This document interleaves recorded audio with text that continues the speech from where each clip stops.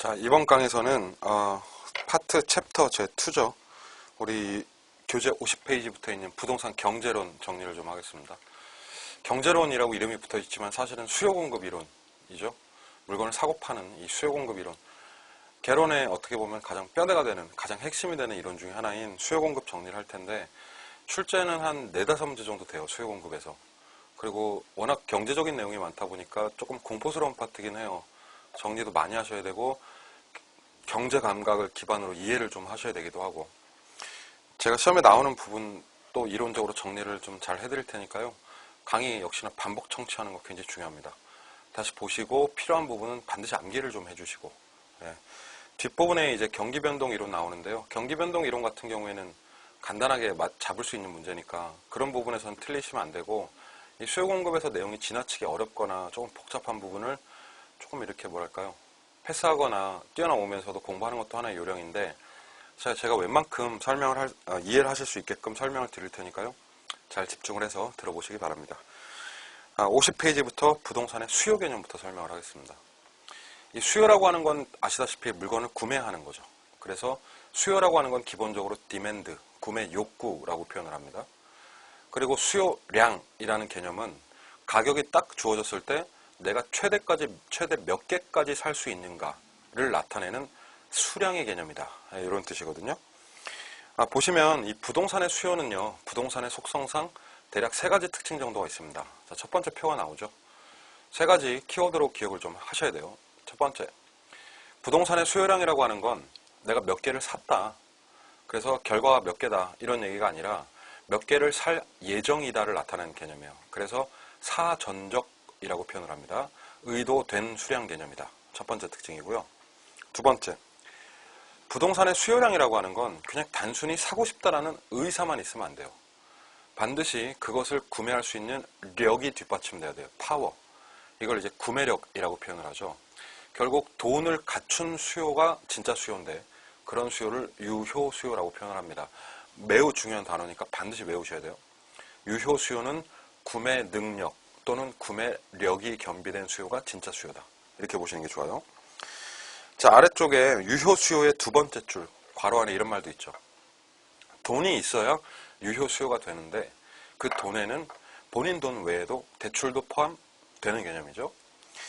3번째, 부동산의 수요량이라고 하는 건 우리가 측정을 해야 될 거 아닙니까? 그럼 측정하려면 당연히 뭐가 필요할까요? 단위, 기간이 필요합니다.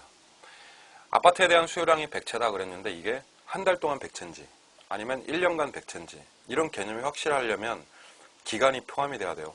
그래서 이 기간이 포함된 값을 유량이라고 합니다. 이 유량, 저량 개념은 바로 밑에 2번에서 얘기를 할 건데요. 일반적으로 수요량은 그래서 유량이라고 표현을 하는 거예요. 사전적이고 유효 수요고 유량 개념. 자, 아래쪽 2번에 보시면 바로 출제 메인 테마 중에 하나인 유량과 저량이 나오죠. 정리를 좀 하겠습니다. 측정값의 구분이라고 보시면 되고요. 이 유량이라고 하는 건 시험에 영어로도 냅니다. 그래서 영어로 아셔야 되는데 flow라고 표현해요, 영어로. 이 flow는 원래 흐름이란 뜻이죠. 이렇게 흘러가는 값. 흐를 U자를 쓴 거잖아요, 유량이. 그랬을 때 시험에 flow라고 출제가 될 수도 있어요. 참 특이하죠. 영어로 내려면 내든가 말려면 말든가. 근데 어쨌든 flow라는 말이 나오니까 이건 유량이다. 유량의 포인트, 그 값이 일정 기간에 걸쳐 측정이 되거나 그 값 안에 기간이 포함되는 값을 다 유량이라고 해요. 이 시험에서는 기간을 어떻게 표현하냐면 매월, 매년, 매분기 이런 식으로 표현을 해요. 그래서 여기에 걸쳐 측정된 게 대표적으로 다 유량입니다. 대표적으로 여러분 월급 생각을 해보시면 한 달의 노동 대가잖아요, 월급. 그러면 월급이 200만 원이다 그러면 거기 한 달이라는 기간이 들어가 있죠. 그럼 그런 데이터를 다 유량이라고 보는 거죠.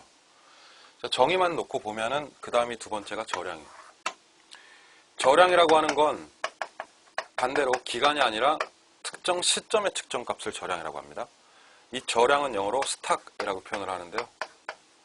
얘도 마찬가지로 시험에서 스톱이라는 표현을 쓰기도 합니다. 그럼 얘는 기간이 아니라 기간이 포함되어 있지 않은, 기간에 걸쳐 측정하지 않는 값이에요. 그래서 얘를 특정 시점의 값이라고 표현합니다. 유량 하면 기간이고 저량 그럼 시점인데, 시험에서는 100% 이것은 현재 시점이라고 표현이 돼요. 그래서 특정 시점에 잘라서 측정하는 거예요. 대한민국의 인구가 5천만이다. 한 달 동안 5천만이라는 얘기는 아니죠. 1년 동안 5천만이라는 얘기도 아니죠. 지금 시점에서 탁 잘라봤을 때 그게 5천이다. 이런 얘기죠. 그리고 워낙 이 스탁이라는 게 한국말로 재고라는 뜻이거든요. 재고, 창고 열고 하나, 둘, 셋 하면 끝나죠. 그러니까 재고량도 측정의 기간이 필요하지 않은 값이다. 그걸 저량이라고 표현하는 거예요. 그래서 시험의 메인 문제는 유량과 저량의 데이터를 구분하는 거예요. 어떤 값을 제시를 하고 이게 유량이냐 저량이냐, 유량끼리 묶어라, 저량끼리 묶어라, 이렇게 나오는 거죠. 50페이지 아래쪽 보시면 맨 아래쪽입니다. 유량의 사례들이 좀 나옵니다. 가령 임대료.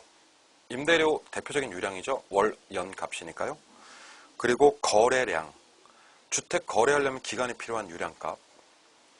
신규 공급량. 신규 공급은 엄청나게 오래 걸려요, 기간이. 그래서 유량값이고요. 당기 순이익도 당기, 해당 기간이죠. 1분기, 2분기. 유량이고요. 순영업소득. 순영업소득은 1년 단위의 수입이니까 유량이다. 그리고 위에 보시면 뭐 연간 이자비, 월급여, 소득, 지대. 지대도 임대료니까 유량이 되는 거죠. 국민 총생산 보통 GNP라고 표현하는데요. GNP도 1년 단위 측정을 해요. 그래서 유량이다. 자, 저량 종류는 대표 주자가 재고. 측정 시점 값이죠. 재고. 그리고 땡땡 가치 그럼 무조건 저량이에요. 뭐 회사의 자산 가치, 뭐 총 자산 가치 이런 거 다 저량. 그리고 부채. 부채도요. 우리가 보통 나 지금 빚이 얼마다 이렇게 표현하죠. 부채도 현가화되어 있는 저량이에요. 인구 그리고 자산 다 저량 개념이죠. 그래서 거기에 맞게끔 22회 때 시험이 나왔던 거고요. 그 아래쪽에 그 X파일 스피드 체크 란 보시면 제가 여기에 각 회차별로 나왔던 종류들 다 써놨으니까요. 요번에 이제 혼자 공부하시면서 한번 체킹을 해보시기 바랍니다. 52페이지 넘어가서 그 다음 내용을 설명을 드릴게요. 자, 두 번째 나오는 게 이제 본격적인 수요 얘기예요. 바로 수요 곡선과 수요 법칙.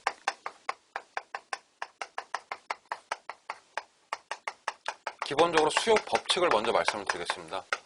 수요 법칙이라고 하는 건 물건 구매의 법칙이죠. 네, 물건 살 때 법칙 굉장히 상식적이고요. 여러분 생각하시면 얘는 쉽게 알 수가 있습니다. 즉 가격이 올라갔을 때 가격이 비싸지면 수요량이 떨어지고 안 사요. 거꾸로 가격이 싸지면 수요량이 증가하는 법칙이죠. 물건 구매의 법칙이니까 가격이 비싸면 수요량이 떨어지는, 서로 어떻게 움직여요? 반대로 움직이죠. 그래서 가격과 수요량의 반비례 관계를 수요 법칙이라고 합니다. 이 반비례를요, 수학적으로 유식하게 말하면 감소함수 관계라고 해요. 한 놈 플러스고 한 놈 마이너스니까 서로 역으로 움직이죠. 마이너스로. 그래서 얘를 감소함수라는 표현을 쓰기도 합니다. 그리고 이 수요 법칙 자체를 그림으로 표현한 게 수요 곡선이에요. 수요 곡선 그릴 줄 알아야 됩니다. 예, 개념적으로 아셔야 돼요. 세로축에 가격, 프라이스를 놓고요. 가로축에 양, 퀀티티를 놓고 그립니다. 가격과 양이죠. 가격이 비싸요. 비싸면 거의 안 삽니다. 그래서 수요량이 많진 않아요. 근데 가격이 싸지면은 그만큼 수요량이 늘어나죠. 그랬을 때 이 두 지점을 연결하시면 돼요. 이렇게. 요게 바로 수요 곡선이죠. 수요 곡선이 무슨 모양이에요, 지금? 오른쪽 하단으로 처지고 있죠? 그래서 수요 곡선의 모양을 오른쪽 밑으로 내려가는 우하향한다라고 표현을 합니다. 우하향한다는 얘기는 가격이 내려갈수록 양이 늘어나는 반비례 관계를 의미해요. 그게 이제 수요 법칙이고 수요 곡선입니다. 꼭 한 번씩은 그려보시는 게 좋죠. 아래쪽 1번. 그러면 왜 이 수요 법칙이 발생하는가에 대한 얘기예요. 이건 굉장히 본질적이고 상식적인 질문인데 왜 비싸면 안 사냐? 그렇죠? 이 법칙의 성립 원인을 얘기를 하는 거예요. 생각을 해보시면 왜 재화의 가격이 비싸지면 우리는 그 재화를 사지 않는가? 즉 여기에 대한 대답을 해야 되는 거예요. 이제 원인. 왜 안 사세요? 비싸니까 안 사지 마. 그렇죠? 뭐가 필요해? 비싸니까 안 사지. 맞아요. 맞는데 그걸 경작적으로 보자는 얘기예요. 좀 더 이론적으로. 그럴 때 이제 나오는 게 두 가지 효과가 나오는 거예요. 첫 번째 무슨 효과 때문이다? 소득 효과 때문에 안 사는 것이다. 그리고 두 번째는 무슨 효과 때문에? 대체 효과 때문에 안 사는 것이다. 그 기회비용이라고 하는 건 참고만 하시고, 자, 여기서 이제 우리가 정리를 해야 될 게 이 두 효과의 차이입니다. 언제 소득 효과를 쓰고 언제 대체 효과를 쓰는지를 확실히 구별을 하셔야 돼요. 그래서 두 가지 개념 차이를 말씀드리자면 상당히 이해하기가 쉬워요. 예를 들면 소득 효과는 이런 겁니다. 가격이 올라간다고 칩시다. 가격이 올라가면 수요량은 증가한다, 감소한다. 안 산다며요. 지금 그 원인을 설명을 하는 거예요. 왜 안 사냐면 물가나 재화의 가격이 올라가면 내가 느끼기에 마치 내 실질적인 월급, 소득이 증가, 감소하는 효과가 나오는 거예요. 그렇잖아요. 내 월급 뻔하고 월급은 그대로인데 가격이 올라갔어요. 그러다 보니까 마치 내 월급 봉투가 줄어드는 효과가 나타나는 거예요. 그래서 사람들이 지갑을 닫는다. 이게 무슨 효과? 소득 효과죠. 반대로 가격이 떨어지잖아요. 예를 들면 기름값이 팍팍 떨어져요. 요새 기름값 좀 싼 편인데 팍팍 떨어지면 마치 내 소득이 증진되는 효과가 나타나는 거예요. 그래서 수요량이 늘어나는 거죠. 그게 소득 효과인데 소득 효과의 포인트는 지문에 항상 실질 소득이란 말이 나온다. 그래서 실질 소득이라는 말이 나왔을 때만 우리가 소득 효과라는 말을 쓸 수 있다는 얘기예요. 반면에 두 번째로 이 대체 효과라고 하는 건 뭐냐면 대체제의 효과예요. 대체제. 대체제가 있기 때문이다 이런 얘기인데 보세요. 가격이 상승하면 수요량이 어떻게 돼요? 줄어드는 얘기하고 있죠 지금. 근데 시장에 재화가 두 개 있다고 합시다. 쉽게 콜라 사이다. 콜라 사이다 아무거나 마셔도 상관없죠. 탄산음료. 먹고 트림하는 건 똑같아. 서로 우리가 느끼는 효용도 비슷하고 맛도 비슷하고 느낌도 비슷하고 자, 요런 재화들 서로 대체해서 소비해도 되는 재화의 관계를 대체제라고 해요. 그런데 예를 들면 두 재화가 있는데 콜라 가격만 올랐다고 합시다. 그럼 수요 법칙에 의거하면 콜라 가격이 오르면 콜라에 대한 수요량이 어떻게 돼요? 떨어진다 이거예요. 이게 수요 법칙이에요. 왜? 왜냐면 콜라 가격이 오르면 사람들은 콜라 대신에 어디로 갈아탄다? 그렇죠. 사이다 마시면 되니까. 그래서 콜라 가격이 올랐을 때 사람들은 대신 사이다 쪽으로 수요가 증가하죠. 그리고 사이다를 마시고 뭐는 마시지 않는다? 콜라를 마시지 않는다라고 얘기할 수 있는 거예요. 콜라 안 마셔도 돼요? 안 마셔도 됩니다. 콜라는 우리 생활의 필수제가 아닙니다. 게다가 사이다라는 대체제가 존재한다면 굳이 가격이 비싸진 걸 사지 않는다는 거죠. 자, 이게 바로 대체 효과입니다. 그럼 대체 효과의 핵은 뭐냐? 대체 효과는 지문에 재화가 반드시 두 개 나올 때 대체 효과다. 자, 두 가지 사례를 들어드릴게요. 오피스텔의 임대료가 올라요. 오피스텔의 가격이 오릅니다. 그럼 오피스텔의 수요량이 떨어지는데 왜냐하면 오피스텔의 가격이 오르면 본인 월급이 낮아지는 효과가 나기 때문에 이게 무슨 효과? 이게 소득 효과예요. 두 번째, 오피스텔의 가격이 오르면 오피스텔의 수요가 줄어요. 왜 줄어요? 아니 오피스텔 상대적으로 비싸진 오피스텔보다 대신 값이 싼 빌라로 갈아타면 되니까. 대체제가 존재합니까? 재화가 몇 개니까? 두 개니까. 그게 바로 대체 효과다. 자, 이렇게 보시면 되는 거죠. 그래서 소득 효과와 대체 효과 이렇게 정리를 하시면 되겠습니다. 52페이지의 표 아래쪽 1번 소득 효과와 대체 효과를 합친 효과를 가격 효과라고 합니다. 그러니까 본질은 가격 때문에 이런 현상이 발생을 하는 거죠. 네, 그렇게 보시면 되겠습니다. 53페이지에 위에 회색 박스가 있는데 스피드 체크 한 번만 살짝 볼게요. 1번 주택 임대료가 상승하면 땡땡 효과에 의해서 다른 재화 나오죠. 주택이 나왔고 다른 재화 나왔잖아요. 재화 몇 개? 두 개. 무슨 효과? 대체 효과다. 이렇게 가시는 거예요. 2번에 주택 임대료가 상승하면 상대적으로 다른 재화의 가격이 싸진다. 다른 재화 나왔잖아요. 자, 무슨 효과다? 이것도 대체 효과다. 다른 재화 나오면 대체 효과다. 이렇게 보시면 되는 거죠. 예, 거기서 이제 수요 법칙의 발생 원인을 이해하시면 되고요. 53페이지 아래쪽 5번. 뭐 이건 별표죠. 예, 우리 시험에서 거의 100% 내는 매년 수요 변화와 수요량의 변화 차이. 이 두 가지를 구별하셔야 되는데 뭐가 어떻게 구별해야 되고 시험에서 뭐가 필요한지 설명을 좀 드리겠습니다. 일단은 의의에 보시면 제가 하나 써놓은 말이 있죠. 수요량이 기존에 몇 개에서 10개. 10개에서 몇 개로? 25개로. 어떻게 된 거예요? 증가했네요.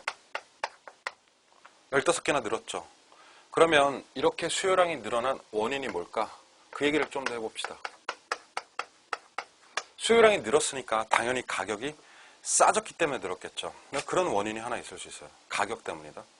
근데 말이죠.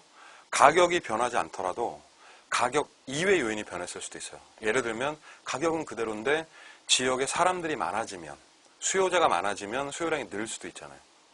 그러니까 원인을 두 가지로 잡자 이거예요. 첫 번째는 재화의 가격이 변했을 수도 있고, 두 번째는 재화의 가격 이외 요인들이 변했을 수도 있다. 자, 그랬을 때 잘 보셔야 돼요. 가격이 변해서 수요량이 늘었으면 그걸 갖다 우리가 수요량의 변화 때문이다 라고 부릅니다. 수요량의 변화를 유발하는 건 그러니까 가격이라는 변수가 있네요. 그렇죠? 그런데 가격 이외 요인, 소득이나 인구 같은 거, 가격 이외 요인이 바뀌어서 수요량이 10개에서 25개로 늘었으면 그것은 수요의 변화 때문이다 라고 얘기를 하는 거예요. 그럼 두 가지가 이렇게 구별이 되죠. 그렇죠? 그래서 문제를 풀다가 가격이 변했다 그러면 무슨 변화? 수요량의 변화. 그리고 가격 이외 요인이 변했다 그러면 무슨 변화? 수요의 변화. 이 두 가지를 이렇게 구별을 해서 약간 뭐랄까요? 암기를 좀 해주셔야 되는 거예요. 다시 쓸게요. 수요량의 변화는 그러니까 재화의 가격이 변하는 거예요. 가격은 임대료라고 표현이 되기도 합니다. 그리고 수요의 변화는 가격 이외 요인에 기인하는 거예요. 가격 이외 요인이라고 해봤자 뭐 소득이나 인구 같은 거나 좀 나오죠. 이렇게 구별하시면 되는 겁니다. 자, 그랬을 때 수요량의 변화나 수요의 변화의 차이를 그림을 그리면 명백해집니다. 자, 두 개의 수요 곡선을 그릴게요, 제가. 자, 세로축은 가격, price, 그리고 가로축은 양입니다. quantity. 그래서 PQ 놓고 얘기를 해보죠. 지금 현재 수량이 10개에서 25개로 늘었어요. 오른쪽 그림도 10개에서 25개로 늘었어요. 똑같아요, 조건은. 양이 10개에서 25개로 느는데 첫 번째는 뭐가 변하는 거예요? 수요량의 변화란 가격이 변하니까 이 세로축이 변하는 거예요. 그래서 얘는 수요 곡선상에서 양이 최초로 10개일 때 가격이 1번이었어요. 근데 가격이 1번에서 가격이 2번으로 떨어지니까 2번으로 떨어지니까 곡선상에서 점이 이 위에 있다가 밑으로 미끄럼틀 타고 내려온 거예요. 이렇게. 자, 그래서 이 그림을 수요량의 변화라고 표현합니다. 그런데 얘는 뭐냐면요. 수요 곡선이 하나 있다고 칩시다. 근데 지금 현재 양이 10개죠. 가격이 1번인데 이거는 가격 이외 요인이 변한다며. 그럼 가격은 변한다 안 변한다? 안 변해요. 그래서 가격은 1이 그대로인 거예요. 그럼 어떻게 되냐면 요 점이 곡선 밖으로 튀쳐나오는 거예요. 이렇게. 그래서 같은 가격 수준에서 이렇게 25개가 된 거예요. 그건 무슨 얘기냐면 이 수요 곡선 자체가 이렇게 이동을 했다는 거예요. 이렇게. 그래도 10개에서 25개가 되죠. 그럼 이 두 개의 그림만 보면 이 차이가 굉장히 명백해지죠. 그리고 시험에서도 이 포인트를 많이 내는 거예요. 왼쪽에 수요량의 변화라고 하는 건 그러니까 시험에서 뭐라고 표현하냐면 곡선 상의 변화라고 표현을 하는 거고, 우리 수요의 변화라고 하는 건 곡선 자체의 변화. 그래서 곡선 자체 이동이라고 표현하는 거죠. 자, 두 개 차이 아시겠죠? 곡선 상 그러면 수요량, 곡선 자체 그러면 수요의 변화입니다. 곡선 상의 변화라고 하는 걸 점의 이동이라고도 표현하고요. 얘는 곡선의 이동이 있다 없다? 없이. 그래서 곡선 이동 없이라고 표현할 수도 있고, 얘는 곡선 자체가 이동을 하는데 지금 어느 쪽으로 갔어요? 오른쪽. 오른쪽이 무슨 뜻인데? 양이 늘어난다는 얘기예요. 그래서 곡선이 이동할 때는 우측으로 이동하기도 하고 또는 좌측으로 이동하기도 합니다. 좌측으로 갔다는 얘기는 현재 10개에서 같은 가격에서 좌측으로 내려가면 양이 어떻게 되는 거예요? 얘는 줄어드는 거죠. 그래서 우측하면 무슨 뜻? 증가. 그리고 좌측하면 감소. 뜻이 이렇게 되는 거예요. 그래서 이걸 수요의 변화다. 이렇게 설명을 하는 겁니다. 두 개 차이 아시겠죠? 그래서 그 53페이지에 있는 것처럼 이 아래쪽 그림 보시면서 왼쪽은 수요량의 변화, 오른쪽은 수요의 변화를 구별하시면 되겠습니다. 아주 중요한 내용이니까 잘 정리하시고요. 54페이지. 그 위에 있는 X파일 스피드 체크 부분도 반드시 개인적 학습을 통해서 완벽하게 익혀놓으시기 바랍니다. 이런 식으로 이제 시험에 나오는 거니까요. 자, 6번에 다음 테마로서 수요 변화 요인들에 대해서 설명을 좀 해보겠습니다. 6번에 수요 변화 요인의 첫 번째가 소득이 나오죠. 소득이 바뀌면 수요가 변하겠죠. 예를 들면 소득이 증가합니다. 그러면 수요가 증가하는 게 정상적인 상황이죠. 그랬을 때 소득이 증가할 때 수요가 증가하는 재화를 정상재라고 불러요. 그런데 소득이 증가하면 수요가 감소하는 재화가 있어요. 본인이 소득이 늘어나면 한우 먹어요? 미국소 먹어요? 한우 먹죠. 그러면 사람들의 소득 수준이 높아지면 미국소에 대한 수요는 떨어지잖아요. 그랬을 때 이 미국 소고기를 갖다가 열등제라고 표현을 하는 거예요. 현실에 있습니다, 이런 재화. 그리고 소득이 증가했는데 딱히 수요 변화가 없거나 크지 않을 때 그 재화를 중간재라고 합니다. 가령 간장 같은 필수재들 있죠. 소득이 늘어난다고 해서 간장을 많이 먹진 않죠, 갑자기. 그런 것들 다 중간재라고 표현을 하는 거예요. 6번은 그렇게 구별하시면 되겠고, 7번에 수요 변화 요인 중에서 이제 관련 재화의 가격이란 말이 나옵니다. 관련 재화의 가격이라고 하는 건 재화를 두 개 놓고 얘기를 하는 거예요. X와 Y. 즉, X의 가격이 변할 때 Y의 수요가 변하는 얘기를 하는 거거든요. 지금 여러분들은 Y의 수요 변화 요인을 배우고 계신데 Y의 수요 변화 요인으로서 관련이 있는 재화의 가격 변화가 영향을 미친다는 걸 배우시는 거예요. 아니, 얘가 가격 변하는데 얘 수요가 왜 바뀌어? 왜 바뀌냐면 둘이 모종의 관계가 있기 때문에 그래요. 그래서 그 관계를 크게 대체재의 관계다 라고 표현을 하고, 또 하나는 보완재의 관계인 거예요. 물론 하나 더 있습니다, 관계가. 독립재라는 것도 있는데 독립재는 뭐 어차피 상호 무관한 관계라는 뜻이에요. 그래서 공부하실 때는 대체재와 보완재 구별만 잘 해주시면 됩니다. 대체재라고 하는 건 두 재화가 있다고 합시다. X, Y. 그랬을 때 서로 소비했을 때 느끼는 만족감이 비슷해. 서로 효용이 비슷해서 서로 뭐 할 수 있는 거예요? 맞바꿀 수 있는 걸 대체재라고 해요. 즉, 예를 들면 X가 아까 말씀드렸던 콜라라면 Y가 사이다. 그럼 이게 이제 대체재의 기본 특징이죠. 그렇죠? 기본 대표 사례죠. 자, 중요한 건 대체재의 관계가 성립했을 때 어떠한 이론을 적용할 수 있냐가 중요한데, 자, 지금부터 이 원칙들을 기억을 해야 돼요. 54페이지 아래쪽에 1, 2, 3, 4, 5번 있죠. 맨 밑에. 그걸 지금부터 제가 설명을 하겠습니다. 저는 편의상 콜라 사이다라고 설명을 할게요.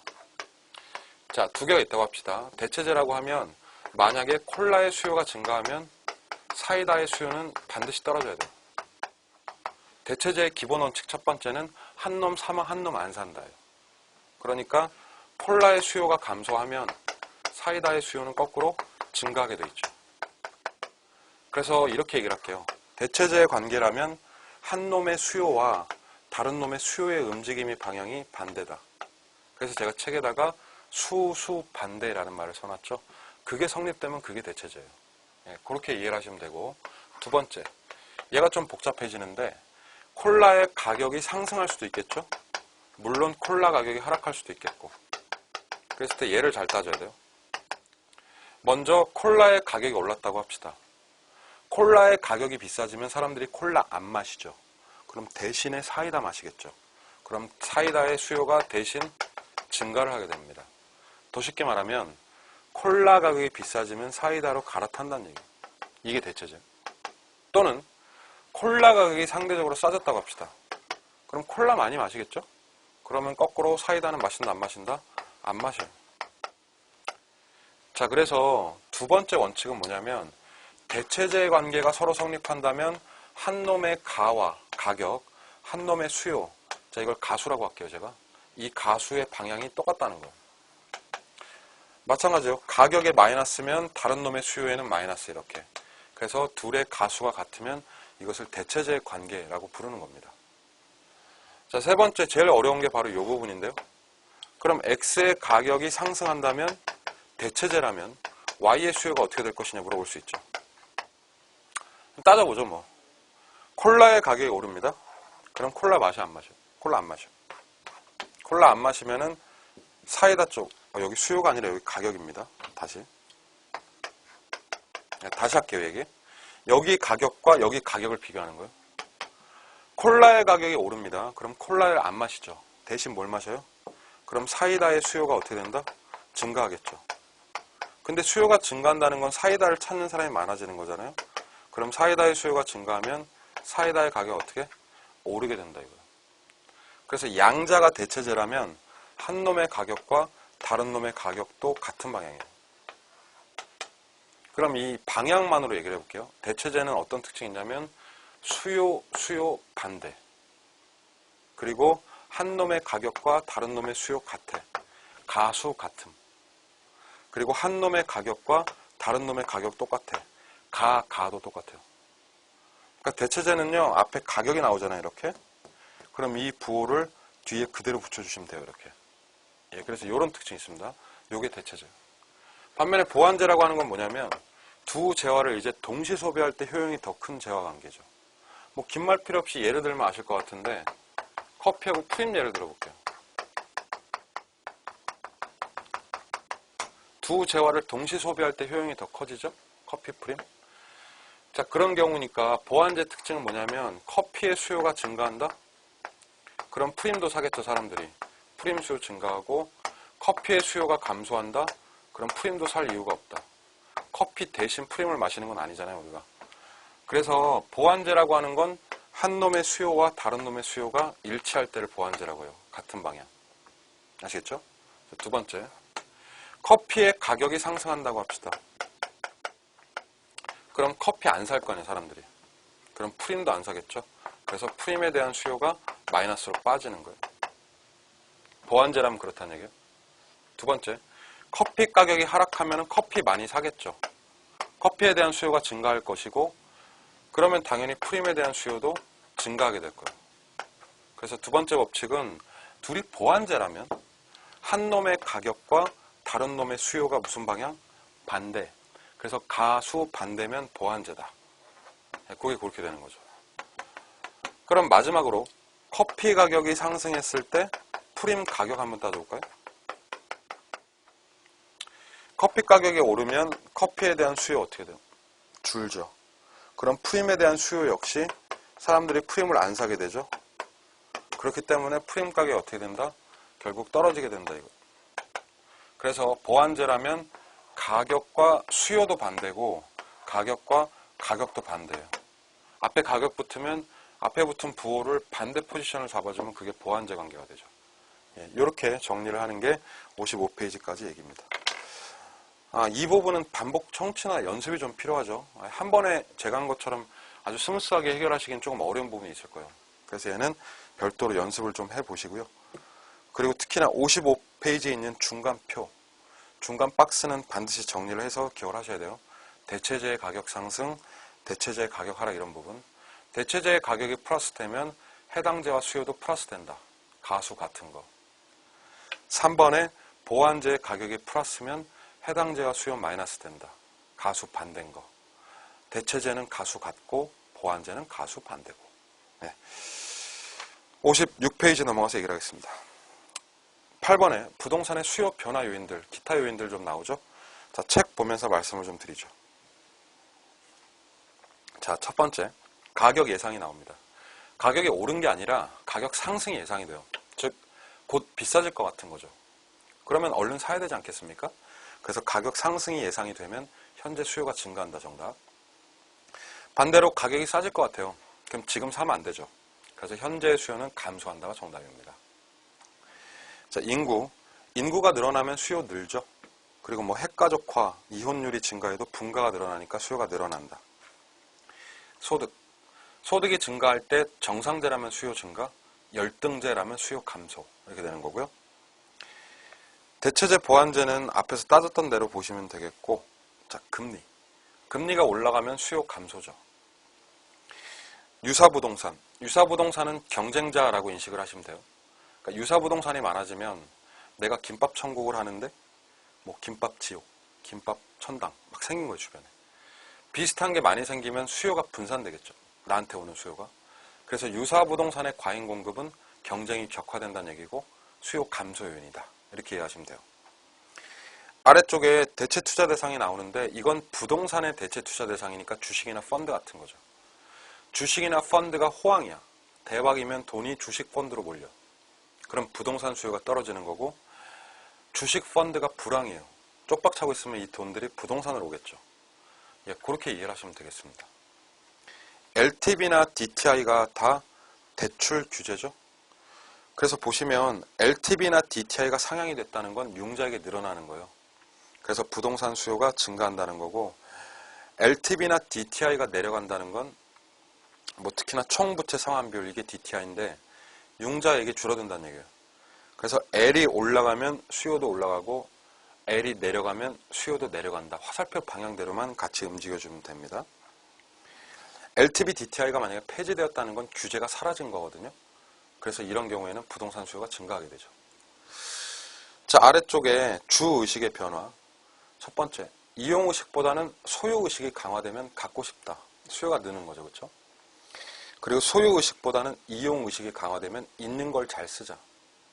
그럼 얘는 부동산의 신규 수요가 다소 줄어드는 겁니다. 그리고 기회비용이라고 나와 있는데요. 투자의 기회비용.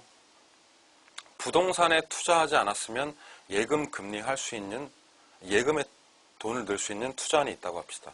다시, 내가 1억이 있는데 부동산에 투자할지 예금을 할지 결정을 못한 거예요. 둘 다 할 수는 없고. 근데 만약에 부동산에 투자했다고 합시다. 그럼 여러분들은 예금에 돈을 넣을 수 있는 기회를 포기한 거죠. 그때 그 예금 금리를 기회비용이라고 해요. 포기대가. 지금 보시면 첫 번째, 투자의 기회비용이 증가한다는 건 부동산의 포기대가인 예금 금리가 올라간다는 얘기예요. 그럼 돈을 예금에다 넣어야 되죠. 그렇죠? 그럼 부동산 수요가 줄어요. 자, 바꿔서 얘기하면 기회비용이 지금 두 번째 감소한다는 얘기는 이거는 은행 예금 금리가 떨어져. 그럼 넌 가. 넌 미련 없지 이제는. 얘 버리고 부동산에 투자하면 되는 거예요. 자, 이렇게 따지는 건데 이게 복잡하죠. 그러면은 아래쪽 적어놓은 것처럼 기회라는 말을 빼고 해석을 해도 좋다. 자, 예를 들면 투자의 기회비용이 증가한다는 건 투자의 비용이 늘어나는 거예요. 그냥. 투자하기 힘들잖아요. 비용이 늘어나면. 그러니까 수요 감소라고 하시면 되고, 기회비용이 감소한다는 건 다른 말로 비용이 줄어든다. 그럼 투자하기 편하잖아요. 그럼 얘는 부동산 수요가 증가한다라고 보시면 되겠습니다. 예, 그렇게 기회라는 말을 빼고 따지시면 된다. 자, 56페이지, 57페이지 넘어가서 58페이지에 공급 얘기가 나옵니다. 예, 공급 얘기를 좀 해드릴게요. 이 공급 얘기는 수요랑 굉장히 비슷하고 유사한 부분이 많기 때문에 수요 공부를 잘 하시면 뭐 공급 공부도 거의 된다라고 보여지는데, 수요는 물건을 판매하는 거고요.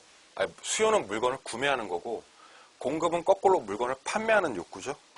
그래서 일정 기간 동안 매도나 임대하고자 하는 욕구를 공급이라고 하는데, 1번에 이 공급량이라고 하는 것도 마찬가지로 공급자가 의사와 능력을 가지고 있는 유효 공급이죠.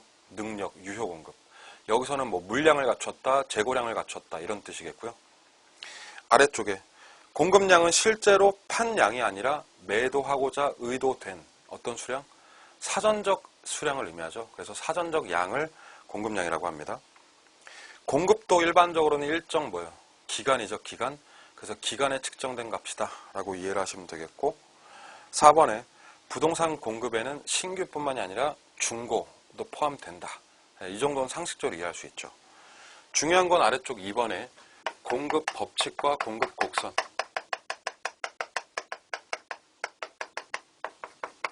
자, 공급 법칙이라고 하는 건 물건 판매의 법칙이거든요. 자, 판매의 법칙을 생각을 해보면 여러분 집 언제 내놓으세요? 가격 오를 때 내릴 때. 집 팔려고 그래. 그럼 가격 비쌀 때 내놓지 않습니까? 그렇게 생각하시면 돼요. 그러니까 가격이 상승했을 때 공급량이 어떻게? 늘어나고, 그리고 가격이 떨어지면은 공급량이 줄어드는. 그러니까 수요랑은 반대로 움직이죠. 가격에 대해서 공급은. 즉 가격이 플러스 됐을 때 공급이 플러스 되는 서로 정비례 관계를 공급 법칙이라고 합니다.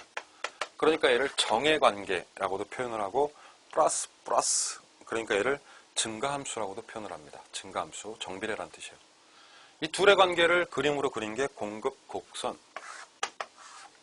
자, 세로축의 가격, 이번에 오른쪽은 공급량. 가격이 쌀 때는 많이 안 팔려고 그래, 판매자들이. 근데 가격이 오르니까 많이 팔려고 해요. 그래서 이 두 지점을 부드럽게 연결한 어떤 모양이요? 우상향하는 곡선을 바로 공급곡선이라고 합니다. 공급곡선은 우상향한다가 정답이에요. 네, 그렇게 보시면 되겠고, 그게 이제 2번까지 얘기죠. 3번도 수요랑 똑같은 이론인데 3번에 보시면 왼쪽이 공급량의 변화고 오른쪽이 공급의 변화죠. 그러니까 왼쪽에서는 뭐가 바뀌는 거예요? 가격 변화. 그리고 오른쪽에서는 가격 이외의 변화 일어나는 거죠. 공급량의 변화는 가격의 변화고, 그러니까 곡선 상의 변화고 곡선의 이동이 없다, 이렇게 표현하면 되고, 공급의 변화는 가격 이외의 요인이고 곡선이 이동을 하죠. 근데 공급 곡선 이동할 때는요, 그림을 하나 그려드릴게요. 공급이 증가하면 곡선이 양이 늘어나니까 우측으로 가는데 공급의 증가는 우하향으로 갑니다. 이렇게. 그래서 하방 이동하는 게 공급 증가. 그리고 공급이 감소하면 이 곡선이 좌측으로 올라가요. 이렇게. 그래서 좌상방하면 얘가 공급 감소. 예, 그 얘기 이제 아래쪽 표에 보시면 나와 있죠. 59페이지에 보시면 공급 변화 요인들이 몇 개 있는데요. 시험에 나오는 건 뭐 작년에도 시험에 나왔지만 굉장히 뻔하고 상식적인 얘기들이 많이 나오니까 쉽게 정리하실 수 있을 거예요. 일단은 첫 번째, 가격 예상. 가격이 곧 오를 것이라고 예상이 됩니다. 상승 예상. 그럼 지금 팔면 안 되죠, 아직. 잡고 있다 나중에 팔아야죠. 그래서 현재 공급이 줄어든다, 유보된다가 정답이고, 가격이 하락할 것이라고 예상이 되면 얼른 팔아야죠. 그래서 그럴 때 공급이 증가한다가 정답이에요. 아래쪽에 보시면 생산 요소 가격, 이게 제일 많이 나와요, 시험에. 재료값이란 뜻이죠. 그래서 재료값이 상승하면 공급 감소고, 아래쪽에 재료값이 하락하면 공급 증가다, 이렇게 접근하면 되죠. 토지, 금리, 임금, 시멘트 이런 거 다 재료들이죠. 그래서 이런 게 상승하면 공급 감소가 일어나는 거예요. 아래쪽에 세금 얘기. 자, 부동산에 대한 중과세, 공급을 줄이는 요인이 되죠. 그리고 건설업체 수가 많아지거나 기술이 발달하면 공급이 늘어난다, 이렇게 보시면 되겠습니다. 자, 아래쪽에 제가 세 줄 정도 써놓은 문장 한번 읽어볼게요. 생산요소 가격이란 부동산에 투입되는 원자재 값들, 노동자의 임금, 시멘트 값 등을 의미하며 생산요소 가격이 떨어지면 재료값이 떨어진 것이기 때문에 공급이 증가한다라고 볼 수가 있다는 거예요. 자, 이 공급의 변화 요인 보셨는데, 이 공급은 두 가지로 나눠서 얘기를 할 수 있어야 되거든요. 그게 바로 60번 페이지와 61페이지. 이 두 가지 개념 구별을 굉장히 중요하게 하셔야 되는데, 그걸 제가 지금부터 한번 해드리겠습니다. 5번의 대타이틀의 부동산 공급의 특징이고, 1번에 뭐가 나와요? 두 개 구별 잘 하셔야 돼요. 물리적 공급이라는 것과 경제적 공급이라는 것. 자, 이거는 우리가 전 강의에서 마지막에 했던 내용하고 궤를 같이 하죠. 물리적 공급은 부증성 기억나셔야 돼요. 부증성. 공급된다 안 된다? 아, 전혀 안 돼. 그래서 물리적 공급은 불가. 즉 얘는 양이 불변한다. 그럼에도 불구하고 토지는 매립, 개간, 간척은 된다고 그랬잖아요. 그러니까 경제적 공급은 어떻다? 가능. 그래서 얘는 할 수는 있는데 시간이 오래 걸려요. 짧은 시간 안에 매립, 개간, 간척은 못하겠죠. 그래서 얘는 뭐라고 표현하냐면 단기적으로는 어렵고 공급이 잘 늘지 않아서 얘를 비탄력이라고 합니다. 그리고 장기에나 가능하겠다. 그래서 장기 탄력이라고 표현을 하는 거예요. 자, 이걸 공급곡선으로 그리면 좀 더 확실해지는데, 물리적 공급은 자, 가격과 양을 놓고 봤을 때 토지의 절대량 불변이죠. 그래서 이 양이 고정이 됩니다. 자, 이 선을 무슨 선이라고 그래요? 수직선이라고 표현을 하죠. 그래서 토지의 물리적 공급 곡선은 수직이고, 이 동그란 부분, 이게 가로축의 양입니다. 이 양이 안 변하거든요. 이 양이 안 변하는 걸 뭐 이따 얘기하겠지만 양불변이라고 표현하면서 공급이 완전 비탄력이라고도 표현을 해요. 그래서 이 모든 일들은 다 왜 일어나냐면 이것이 토지가 가지는 부증성의 특징 때문이다. 결국 물리적 공급은 부증성 때문에 불가하고 양이 불변인데, 그래서 공급 곡선을 그려놓으니까 모양이 수직이고 그것을 완전 비탄력이라고 부르자. 이렇게 정리가 되는 겁니다. 근데 경제적 공급은 가능하다고 그랬죠? 그렇다면 경제적 공급 곡선은 어떻게 될까요? 경제적 공급 곡선은 일반 공급 곡선 모양이니까 이 모양이 나오겠네요. 그래서 경제적 공급 곡선을 그냥 우상향하는 곡선이라고 합니다. 경제적 공급이라는 게 매립, 개간, 간척, 용도 변경인데 그 용도 변경이 되는 건 토지가 가지는 어떤 특성? 용도의 다양성 때문이고요. 그래서 경제적 공급은 어쨌든 간에 수직선이라고 하면 안 되고 우상향하는 곡선이다라고 표현을 하는 거예요. 그래서 이 두 가지가 비교하면서 문제 내기가 참 좋죠. 작년 시험에 나왔던 부분도 이런 부분. 용도의 다양성 때문에 공급 곡선은 어떻다? 우상향한다. 자, 이렇게 쓸 수가 있다는 얘기죠. 그렇죠? 그런데 경제적 공급은 단기와 장기가 나눠진다고 했죠. 그래서 그 다음 얘기가 60페이지 아래쪽 2번입니다. 바로 공급의 단기적 특징과 장기적 특징. 한마디로 말하면 공급은 단기적으로는 가능 불가? 어렵다. 될 수도 있겠지만 굉장히 어렵다. 그래서 단기 공급은 상대적으로 어렵고 장기 공급은 상대적으로 어때요? 쉽다. 단기에는 가용 생산 요소, 우리가 쓸 수 있는 재료의 한계가 있단 말이에요. 그래서 단기 공급을 뭐라고 표현하냐면 어렵다, 비탄력이라고 표현합니다. 근데 장기에는 생산 요소들 다 활용해서 공급할 수 있죠. 그래서 얘를 탄력이라고 하죠. 자, 이 말은 100% 시험에 나오는 말인데 그래서 제가 앞으로 단, 비, 장, 탄이라고 부를 거예요. 단기 어렵고 장기에나 가능. 단비장탄의 법칙은 잊지 마시기 바랍니다. 그래서 얘를 공급 곡선으로 그리면 이렇게 되는 거예요. 자, 가격과 양을 놓고 단기 공급은 양 변화가 거의 안 돼요. 그래서 양이 굉장히 조금 변하는, 그래서 모양이 거의 뭐에 가까워요? 수직에 가까운 모양이고, 장기적으로는 탄력적으로 공급이 풀리니까 장기 공급 곡선은 이렇게 거의 수평에 가깝게 가는 거죠. 수직이라는 얘기가 아닙니다. 수직에 가깝다는 얘기죠. 그러면 양 변화가 이렇게 조금 있다는 얘기예요. 근데 수평에 가깝다는 얘기는 양 변화가 가로로 엄청나게 많다는 얘기죠. 그랬을 때 상대적으로 서 있는 이 곡선을 비탄력적인 곡선이라고 하고, 그리고 상대적으로 누워있는 이 곡선을 탄력이라고 합니다. 그래서 비탄력은 수직선에 가깝고 탄력은 수평선에 가깝다라고 얘기를 하는 거예요. 이따 탄력성 얘기할 때 한 번 더 나올 겁니다. 그랬을 때 이 수직에 가까운 비탄력이 바로 단기 공급 곡선, 그리고 수평에 가까운 이 곡선이 바로 장기 공급 곡선, 이렇게 나눠지는 거죠. 예, 그걸 이제 그림을 보시면서 하시면 되겠고요. 60페이지 아래쪽에 무조건 서 있는 쪽에 가까운 게 단기 비탄력입니다. 그리고 누워있는 쪽에 가까운 게 장기 탄력이고요. 예, 그렇게 해서 61페이지까지 부동산의 공급 특징을 정리를 했습니다. 자, 다음 강의에서는요, 62페이지에 있는 시장의 균형 부분을 설명을 드리도록 하겠습니다. 수고하셨습니다.